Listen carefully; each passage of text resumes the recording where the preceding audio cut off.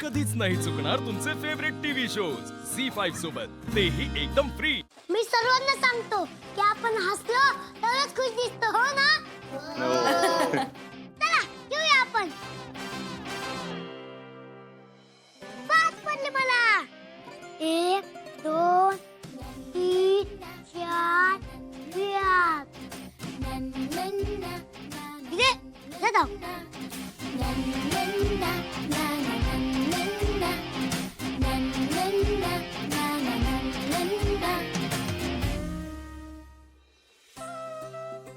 बाळा, आज आम्ही किती दिवसातून एवढे आनंदी झालोय। आल्यापासून एकमेकांना पाहतोय, पण आमची एकमेकांशी ओळख नव्हती, ती आज तुझ्यामुळे झाली। काका, अहो माणूस आजारी असला तरी पण असंच एन्जॉय करायचा आणि मस्ती करायची, म्हणजे हा आजार सुडून पडून जातो।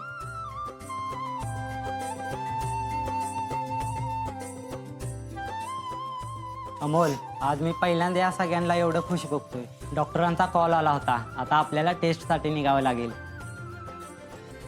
थांबा बाबा, आज आपण सगळ्यांना खाऊ आणलेला आणि गिफ्ट आणलेलं द्या ना। अरे हो, आम्ही वाटतो तुझा दादांबरोबर टेस्टला। हा ओके बाबा। हा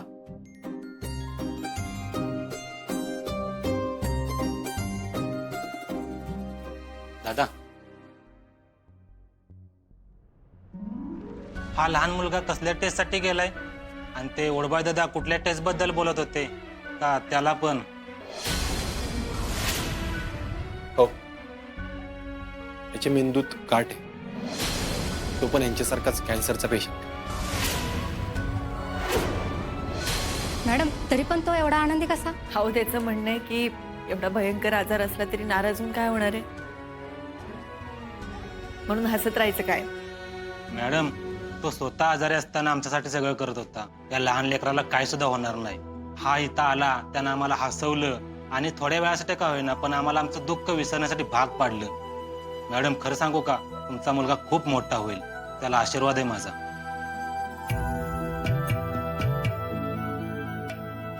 हो हो, तुमचा मुलगा नक्की बरा होईल। थँक्यू, खरंच थँक्यू। तुमच्या आशीर्वाद अशीच त्याच्या पाठीशी असू द्या, अजून काय पाहिजे आम्हाला?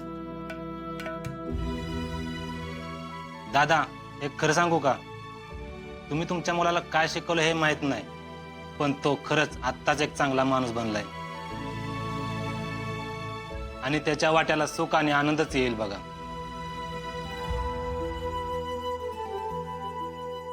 आम्ही जातो, खाऊ द्यायचं ना सगळ्यांना, घेऊन येतो।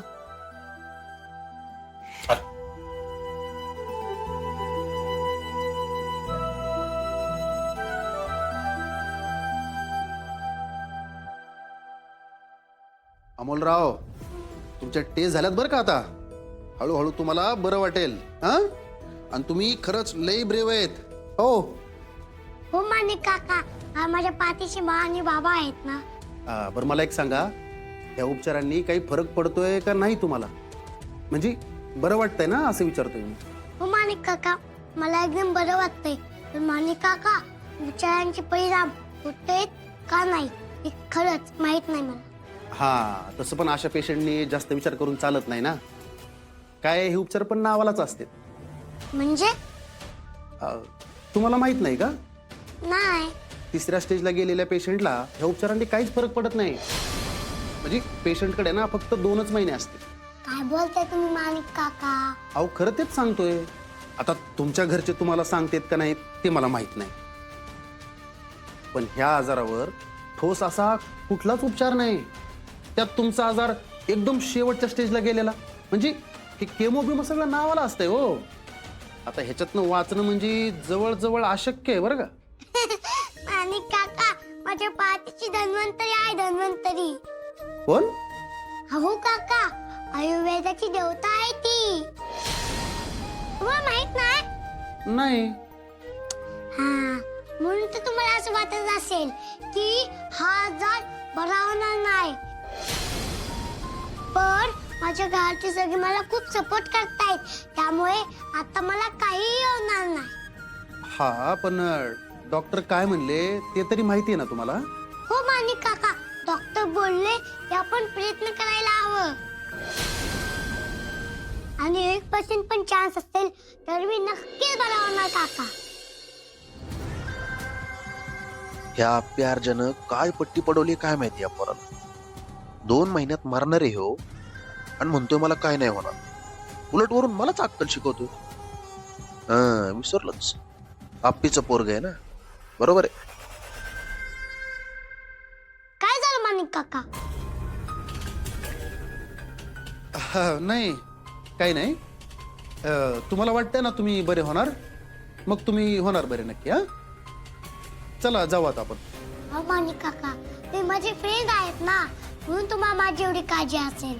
पण काळजी करू नका बरं का, मी लवकरच बरा होईन. हा आणि आपण दोघांना माझ्या घरी भेट. हा चला जाऊ आता खाली आपण. हो. संतोष मामा यांना खालच्या फ्लोअरला सोडा.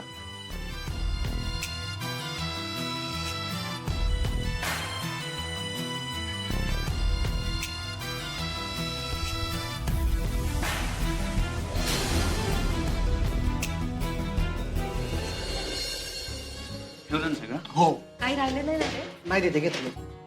बाबा माझा सिंबा. काय रे, तू ठीक आहेस ना? हो मा. तुला माहितीये का, तू टेस्ट साठी गेलास ना, त्यावेळी तिथे एक दादा होते. ते मला काय म्हणले माहितीये? काय? म्हणले तुमचा मुलगा एकदम स्वीट आहे, स्वीट.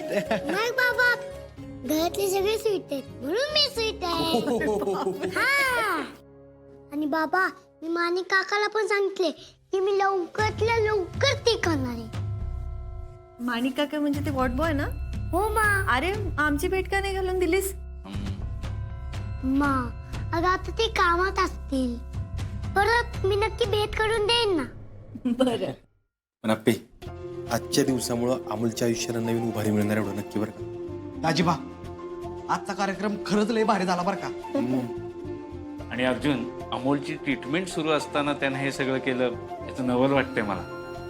आणि शेवटी काय, लोकांचे चांगले आशीर्वाद पाठीशी असणं यासारखी संपत्ती नाही दुसरी. हो, एवढ्या लोकांचा आशीर्वाद आपल्या अमोलच्या पाठीशी असताना त्याला काहीच नाही होणार दाजीबा. आणि अमोल बाळा, असं कुणासाठी काहीतरी करावं असं वाटलं ही खूप भारी गोष्ट आहे बरं का. शाबास. मग माझा बाळोबा हुशारच आहे. मग ना. हो. बरं चला, आपल्याला उशीर होतोय, निघूया आता. चला चला चला. मी बाकीच्यानं बोलवतो. बरं ठीक आहे. चल काय घ्यायचंय? हे घेऊ.